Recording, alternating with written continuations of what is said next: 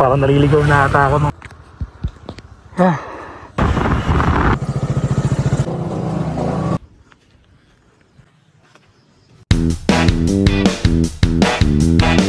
Yan mga bossing, punta na tayo ng DRT dito sa Fortress 160. Testingin natin to sa DRT. Malapit-lapit lang naman yun sa amin, mga 2 hours. Gusto ko talaga tong Fortress 160 kasi napakagaan niya. Tapos mabilis yung arangkada, hindi ka pa ina-activate yung P1. So paano nga pala activate yung P1 or yung hybrid power assist? Pindutin mo lang to ng mabilis. 1, 2, yun. So activated na yung P1 mo. Yan. So naka-ready lang siya. Kapag naramdaman ng makina nahihirapan siya at kailangan niyang humiram ng power sa battery, automatic na yun. Pag rev mo, makikita mo dyan nakalagay power. So pwede mo itong i-activate, pwede rin hindi. Usually ina-activate yan pag mga paahon tsaka mag-overtake ako. Idling stop dito din. So off muna natin. Pag off, ganun lang din. Off. 1, 2, yan, off na, wala na. Yun, tapos handbrake, malaking bagay itong handbrake. Tingnan, naka-handbrake ako ngayon kasi pababa yung kalsada rito eh. Kahit hindi ko siya hawak, hindi siya gumagalaw. Natin yung TFT display nito. So itong version 2, actually parang latest version to ng Fortress. Yung mga nilabas nila ngayong taon, kompleto na talaga. May tire pressure monitoring sensor pa. So yung F's, ito yung sa harap, ito yung sa likuran, rear, front and rear. So 25 PSI yung harap ko, 32 PSI yung likuran. Tapos temperature, outside yan. Tapos battery, meter, orasan.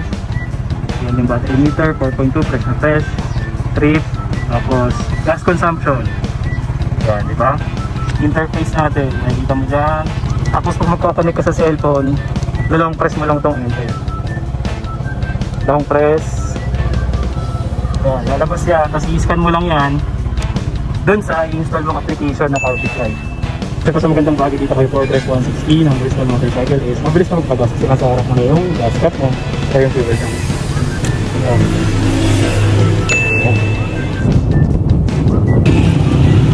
Yun, nasa anggat na tayo mga boss. Yan, ganyan lang kabilis. So dito na kasi magsisimula ang medyo lubak at may konting mga basa sa kalsada.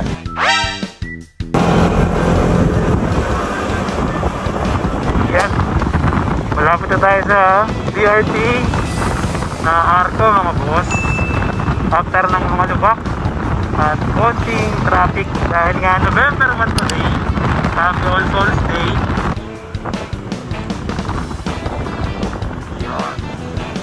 Hindi tayo mag-picture dyan kasi ang dami na nating picture dyan. So diretso na agad tayo doon sa ating destination.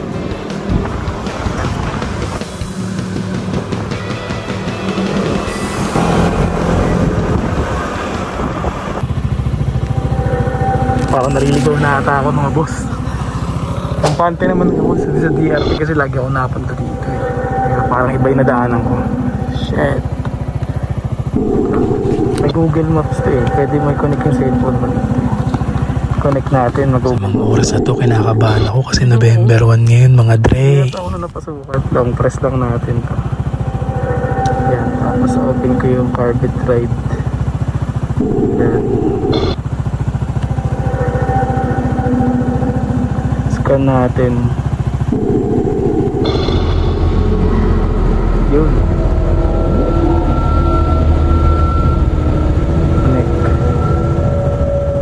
Nakapatay pala yung wifi. Kailangan i-open yung wifi ng cellphone. Tsaka syempre data kung gugamit ka ng mapa at hindi nakasave offline.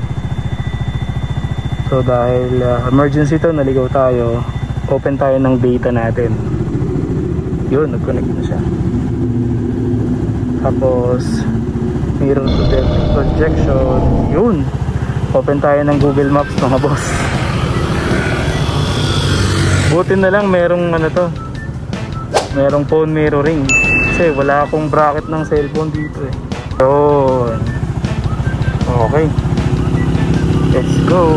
Ganun lang, buti na lang meron tayong Google Maps.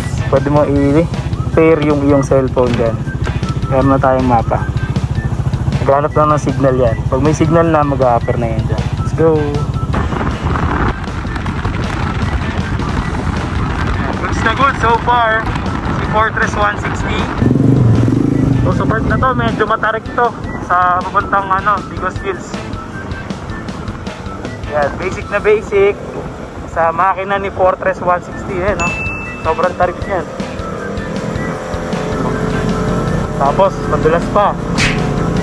So tamang lang, tamang throttle control. Yan. Walang stress ang makina. Hindi pa ako gumamit ng P1 mga chong. Hindi pa ako gumamit ng hybrid power assist. Ang timbang natin 123 kilograms. Medyo mabigat po tayo. Pero still, basic sa Fortress 160 yung pakahon. Meron pa ditong isa eh. Yan, check natin. Ayan mga boss. Pakahon din to mga bossy.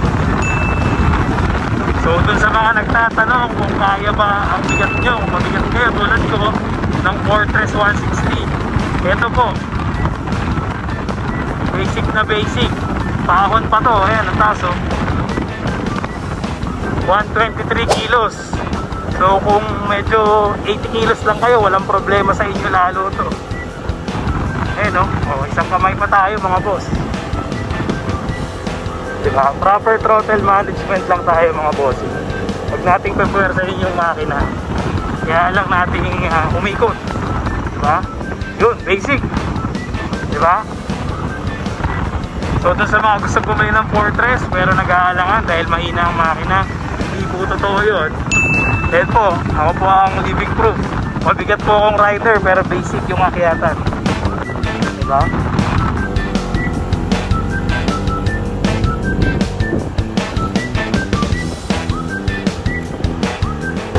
Kaya pakahon ulit. Cornering.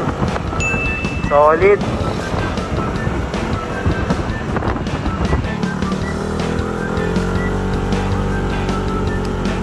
Yan mga boss yung GPS natin sa phone mirroring natin isa gumagana. So pag naligaw kayo, pwede nyo i-activate yan gamit yung application na Carbit Ride. So basta may signal kayo, goods na goods yan. Ayan so goods na tayo ulit mga boss. Meron pa dito. Yan, solid tong Fortress 160. So ilang minutes na lang, malapit na tayo sa sa destination natin. Pero mga chong, saan na tayo? Destination natin, grabe pakahon dito. Ito nga, hirap na hirap ito pa, lidim. Isang kamay. Basic. Yan po, again, mabigat po ang aking weight. Basic lang po sa Fortress 160. Bike na tayo enta.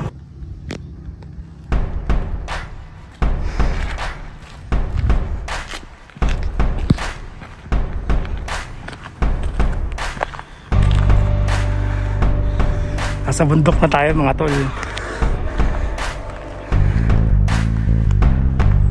Nasa kalabundukan na tayo ng DRT mga bossing. Gamit natin si Fortress.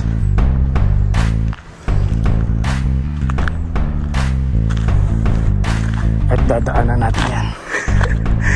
Rough Road Gaming. Let's go.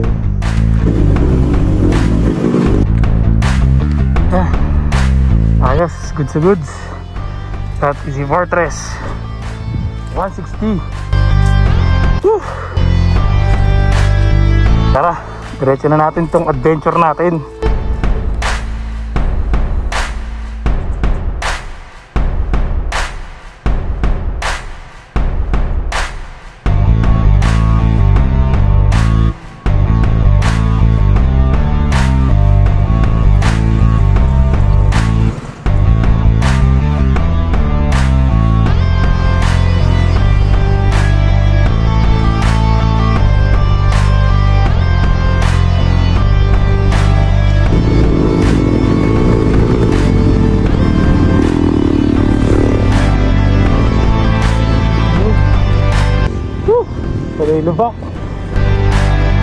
na goods ang Fortress natin mga boss.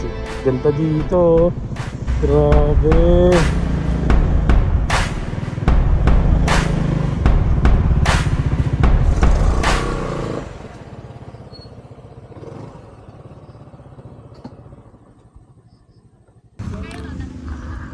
Yan mga boss, nandito na tayo sa tuktok. Ayan o. Nakakit na ang ating Fortress 160 ng walang kahirap-hirap. Napakaganda ng suspension, ng preno. So syempre hindi naman tayo mabilis kasi lubak yan. Goods na goods. At syempre nagamit natin yung ating phone mirroring Google Maps dahil naligaw tayo, mali tayo nang napasukan. Pero ayos lang, buti na lang may phone mirroring. Wala kasi tayong lagayan ng cellphone, kaya mas maganda nandyan na para hindi na rin stressful yung harap, hindi crowded. Goods na goods ang ating Fortress from QJ Motor, Bristol Motorcycle. Pang BRT, pang bundok, pang long ride, basic. Magkape muna tayo dito mga boss. Let's go. Ayan, yung pinagstayan natin dito, tambay muna tayo sandali sa Digos. Ang ganda ng view rito mga tol. Tapos pwede kang may coffee, may coffee na rin sila, Talbak. So yun yung beans ng dito sa Doña Remedios Trinidad. So pwede nilang i-brew para sa'yo. 50 pesos lang yung Talbak coffee nila dyan. Yan yan, bumili tayo. Yan. Underground X Digos, 50 pesos lang. Tapos yan yung view mo, diba? May swimming pool sila dun sa Digos Hills. Yan mga chong, so far goods na goods ang performance ni Fortress 160 from Bristol Motorcycle. Mapasingitan sa kalsada sa Commonwealth, sa Makati, or sa bundok man, or may medyong konting rough road. Tingnan naman dinaanan natin, diba? Ako lang yung napagod mga tol. Goods na goods si Fortress 160. Sa height niya, ground clearance, walang problema. Pero syempre, wag mo namang idaan sa sobrang laking bato dahil baka tumama na yung pang-ilalim niya. Pero so far, goods na goods. Recommended ko yan mga tol. Preno, goods na goods. Kasi ABS, suspension, wala tayong problema. Traction control. At sa bigat kong 123 kilos, wala siyang angal. Let's go.